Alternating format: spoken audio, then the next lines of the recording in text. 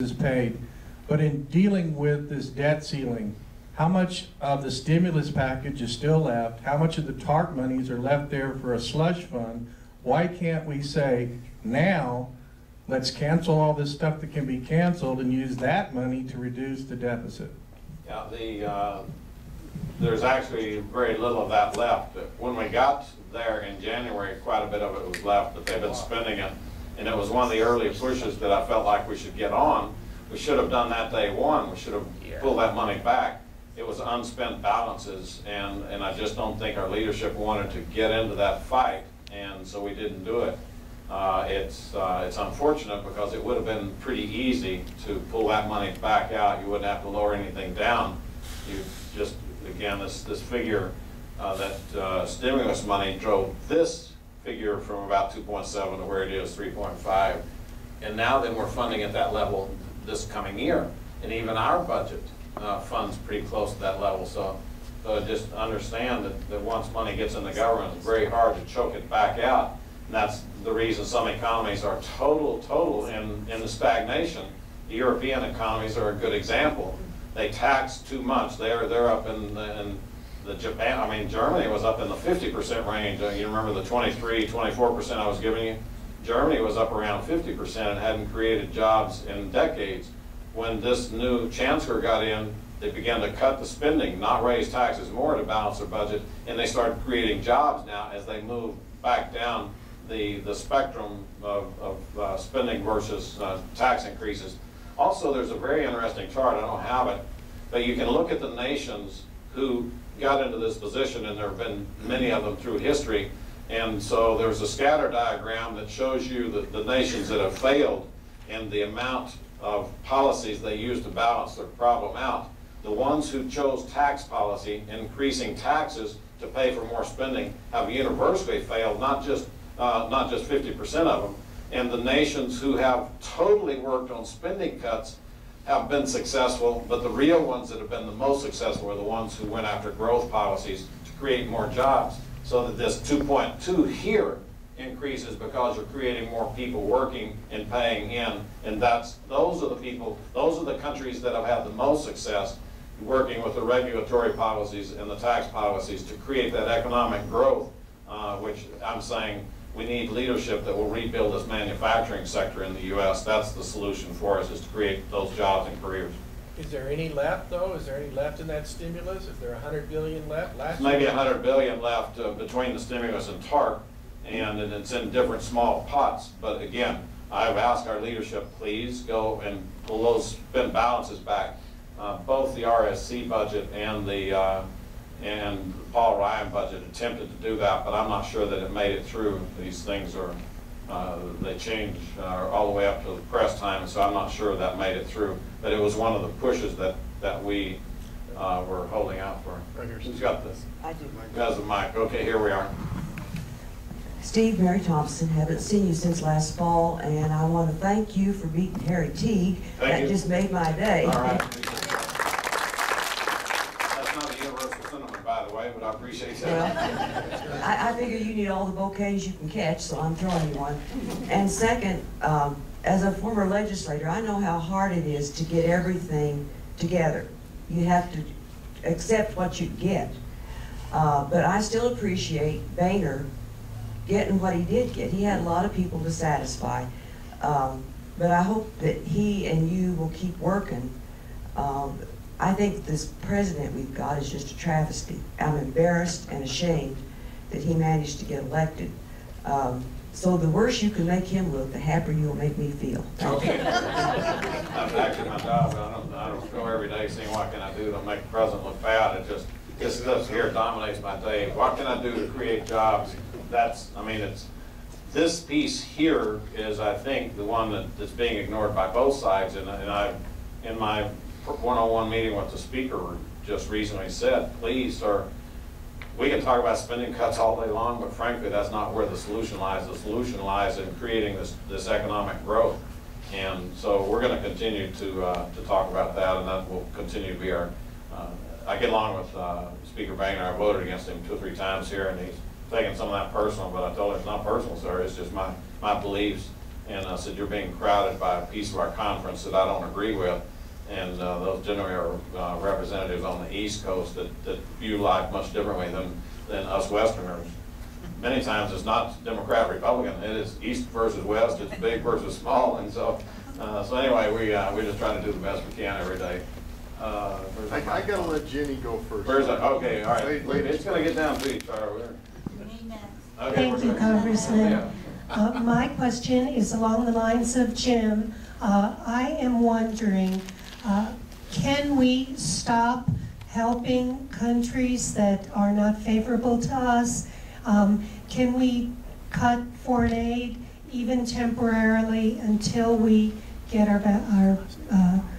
budget in balance? Yeah, that was one of the suggestions when we were in late night meetings in our conference, and the question was, do we stick at 61 or do we go down to 38? And so I went in front of the group and we got all 240 of us in there late at night.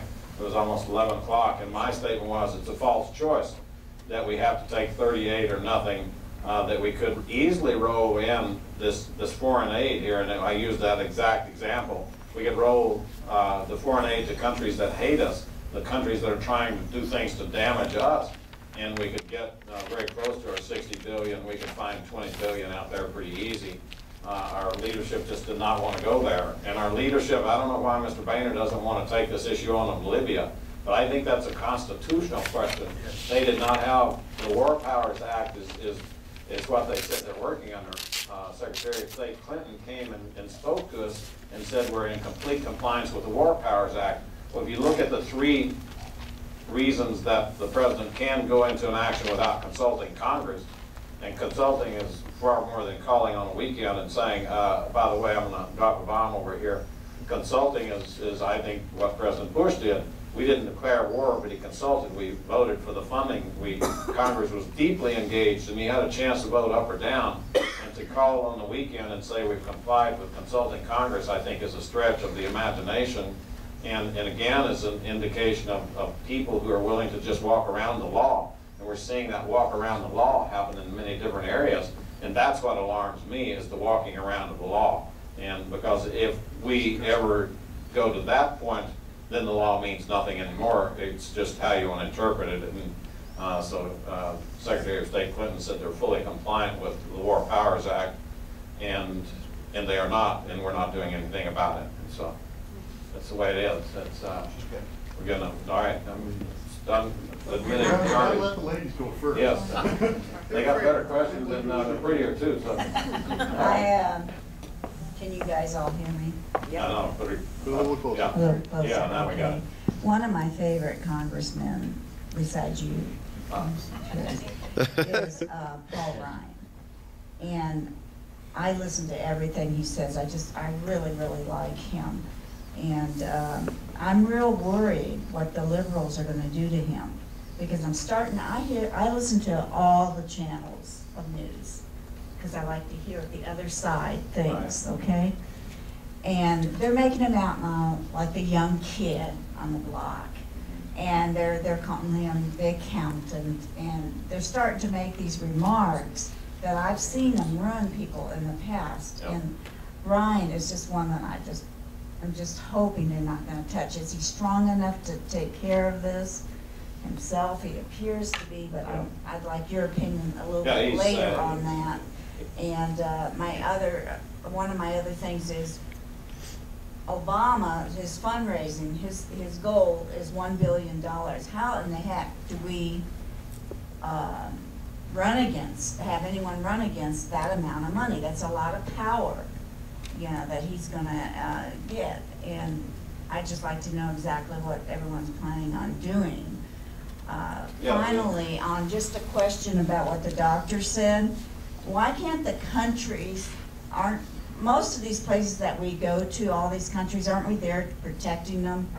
Is that what our main reason to be at all these other countries? I'm not totally familiar, but I thought it was that we're protecting. Why can't they be paying us? A lot of these companies a lot of these countries are rich. Why can't they pay us for being there? Yeah, those are questions that are coming up frequently. Actually, President Bush began to really spin down the number of troops overseas. That was, many of the troops that are coming into El Paso were coming from Europe, and so when President Obama got there, he slowed that process down, and I think it was to tell our allies, we'll go ahead and spend money with you. I mean, we'll put our troops there, and that's a lot of U.S. dollars flowing your direction.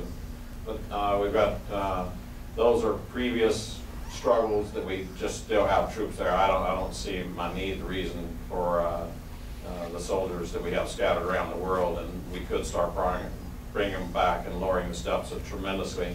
The idea of the $1 billion for the president, it is significant, and it's going to be a high threshold to overcome.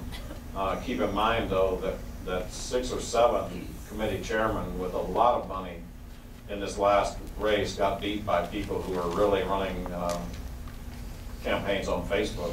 And so the American people, if they are still coalesced on a financial security for the future, are going to overcome that expenditure of money. Finally, on Ryan and the demonizing, this is a process that the other side has developed tremendously. They're good at it. They're very good at it, and it's one of the most dangerous aspects of our country, in my opinion. You can agree or disagree with Sarah Palin, but they were able to demonize her in a matter of almost hours. They did the same thing with Oliver North. They did the same thing with Clarence Thomas. They said, you remember President Bush's popularity after 9/11? He was really high in popularity, and they systematically took the hammer and chiseled around on it, and they would make these diminishing and demeaning statements. Accountants, he's stupid, yeah, so, and they sell that. So they actually are very good at building up this persona that will diminish and demean. Now, Ryan Paul represents a very liberal part of Wisconsin, and Wisconsin is a very liberal part of the nation.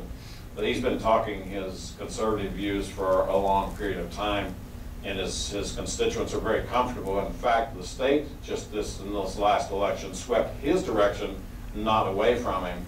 And so very liberal members of the Democrat Party that represented them got swept out. The governor, you see the big fights going on in Wisconsin right now. You saw the money that was poured in to try to affect that Supreme Court election up in there. You saw that those efforts failed. But understand that the people who want to take your money away from you through taxes and create a bigger government, the people who want to keep these debts and deficits going and to keep that spending and that deficit going, they're going to spend a lot of money to try to keep that power. And it is up to us on the street level to be able to pass the word back and forth to our friends and neighbors. That's the reason these events are important, number one, so that you can ask the questions and then go back. The next piece of this should be that you're talking to your friends and neighbors. So everybody here, if you talk to 10 people, then that's, we're talking to a lot of people in Las Cruces. But we must be winning the conversation on the streets. We cannot just win the conversation in Washington. For too often, the people who are concerned about the fiscal future of the country, about our jobs, have allowed themselves to be sort of quiet and in the corners, and we can't do that anymore. That's the reason the Tea Party was so powerful and effective. It got people out on the streets. So continue to get those voices out on the streets. We need to thank Officer Bob McCord. He's over here today. We every day we have these guys. And I didn't ask for it, but we have officers showing up at every one of our events. Someone is tracking what we're doing, and they're making sure it's not so much to make me feel safe, but to make you all feel safe, where we all feel comfortable to come out here. There are members of Congress who said after the events in Tucson that we should stop having these public meetings, and I said absolutely not. That's the strength of our country. This is connection between elected officials and the ability to ask anything you want to ask and hold us accountable face to face. You can like it or dislike what I say, but the process is extraordinarily important. And so I was one of the voices saying, y'all can do what you want, but I'm going to still go into the public. But thank you all very much. Appreciate your service to it. Now, thanks to Ross. Are you don't have a movie about to start, do you? We're sitting here. Start the thing. I think we're showing hopping here, so okay, all right. We'll have a bunch of little kids showing up. All right. Thanks to them for having us in today, and we appreciate that. Let's give them a round.